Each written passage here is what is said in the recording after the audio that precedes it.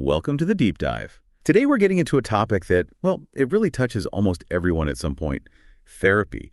You might have experienced it yourself, maybe know someone who has, or perhaps it's just something you've seen in movies or read about. Our aim here, really, is to explore therapy as a tool, an engine almost, for personal growth. Yeah. We want to look beyond that idea of it being, just for emergencies or deep crises. Exactly.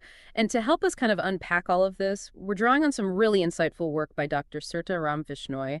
We've got materials from the Supremedic Healthcare Investment Collaboration. They actually mentioned his podcast, Lifelines.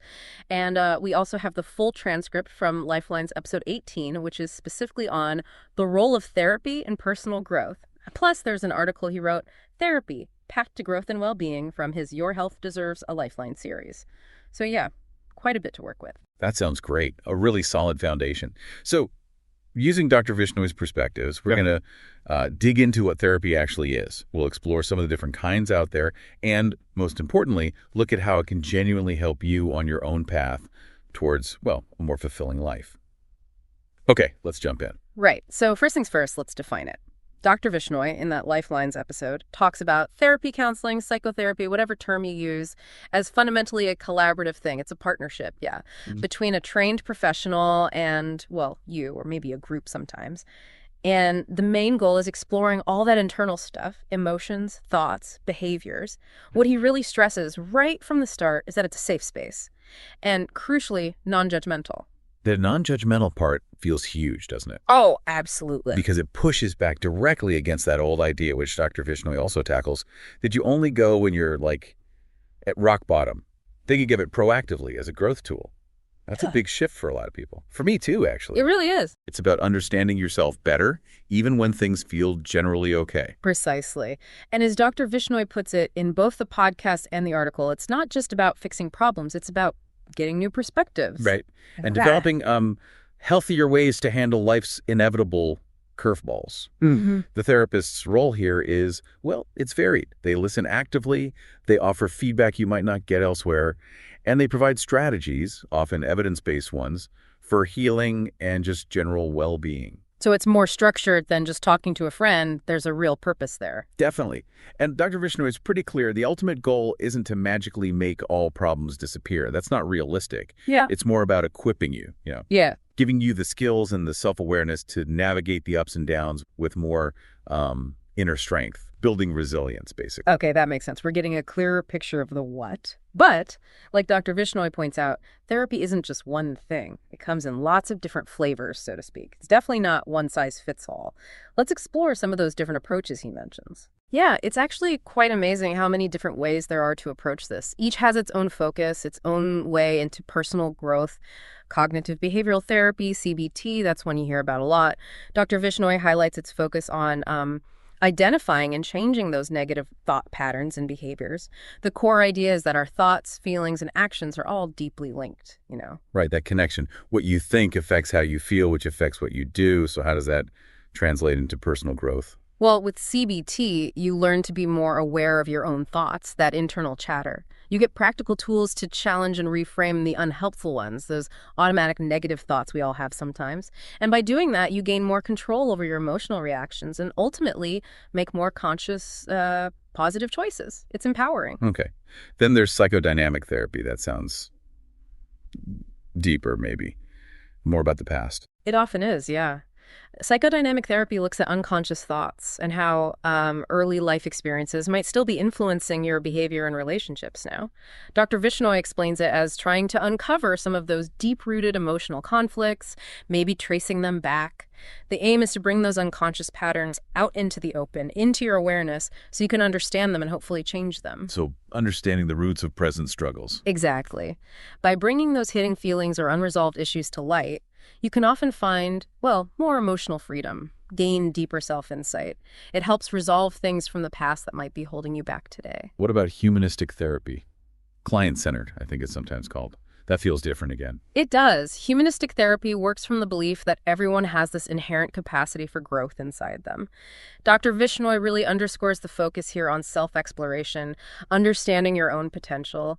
The therapist isn't so much directing things, but providing what Carl Rogers called unconditional positive regard, basically real empathy, acceptance, deep listening. A very supportive space then. Very. It's designed to help you reconnect with your sort of true self, build up self-worth, authenticity. Dr. Vishnoi suggests it's really helpful if you're dealing with self-doubt or maybe figuring out your identity. And dialectical behavior therapy, DBT. Dr. Vishnoi mentions that too. Sounds quite specific. It started out that way, yeah, developed for borderline personality disorder. But its skills are proving really useful much more broadly. Dr. Vishnoi explains it as a mix of CBT techniques and mindfulness practices. It really focuses on building practical skills in 4 key areas. Managing intense emotions, that's emotional regulation. Improving relationships, interpersonal effectiveness. Handling crises, distress tolerance, and acceptance. Acceptance of yourself and reality. Right. So where CBT might focus more on changing the thought, DBT gives you concrete skills for coping with really intense feelings and situations right now. So practical tools for tough emotional spots and tricky interactions. That's a huge part of it. By learning these skills, you can develop healthier coping mechanisms, become more emotionally resilient, improve relationships, and just suffer less, basically. It really enhances overall well-being. Then there's group therapy. Sharing with others. I imagine that could be really powerful. It absolutely can be.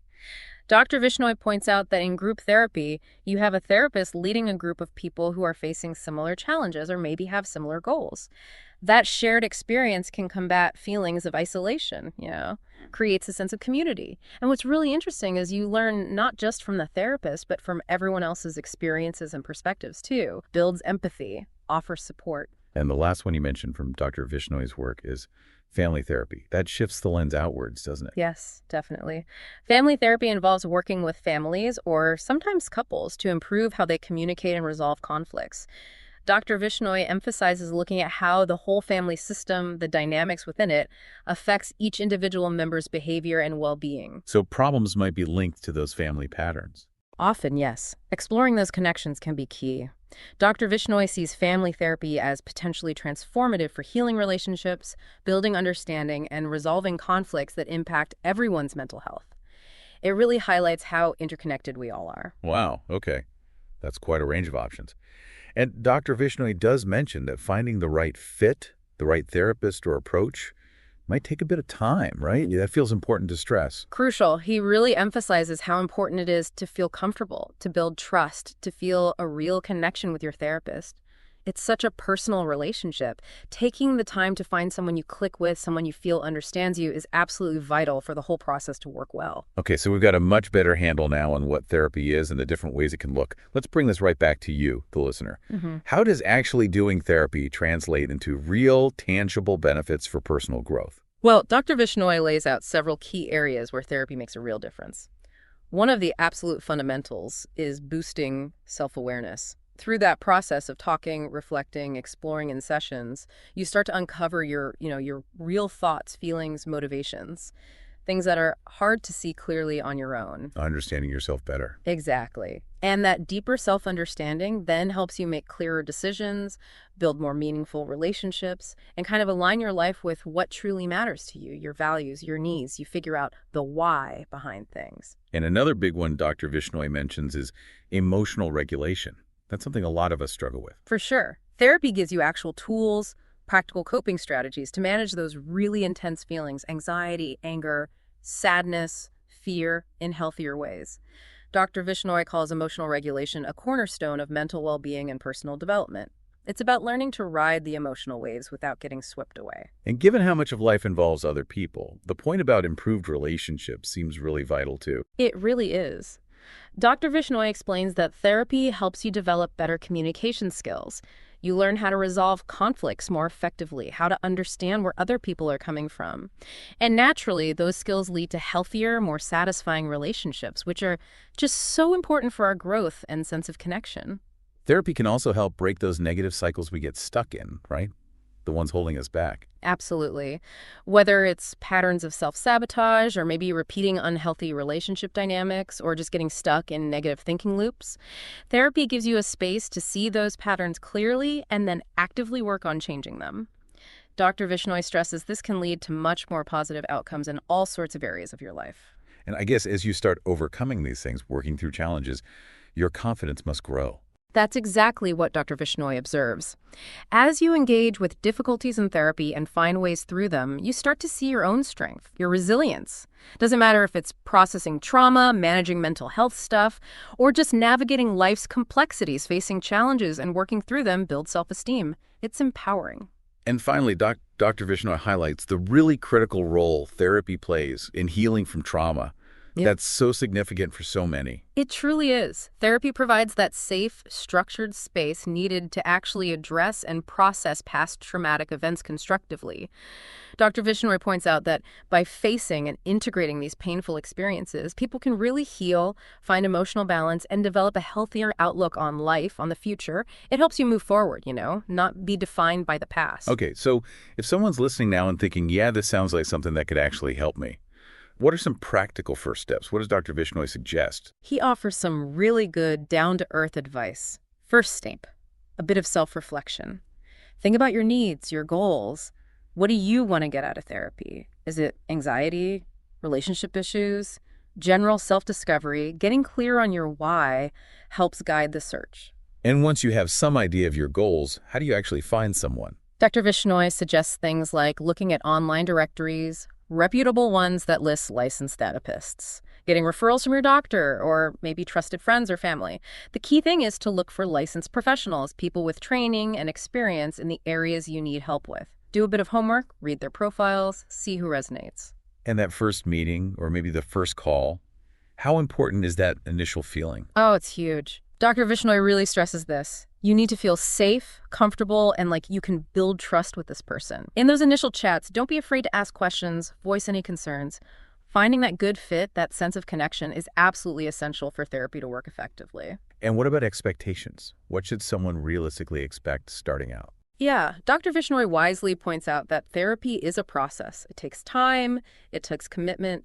It's important to be patient with yourself and willing to be, vulnerable. Growth isn't usually a straight line, right?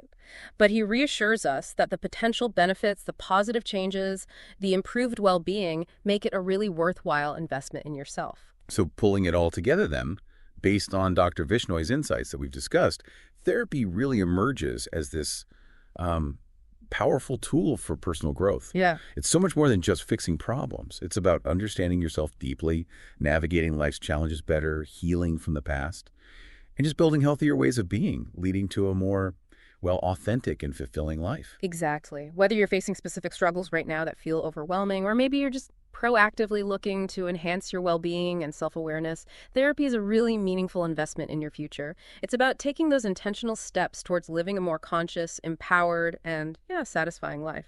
Absolutely. And on that note, here's something to leave you with. Consider how truly understanding your own patterns, those automatic ways you react or think, the ones you might not even be fully aware of, how could that deeper understanding unlock completely new paths for growth and fulfillment in your life? Paths you might not have even considered before.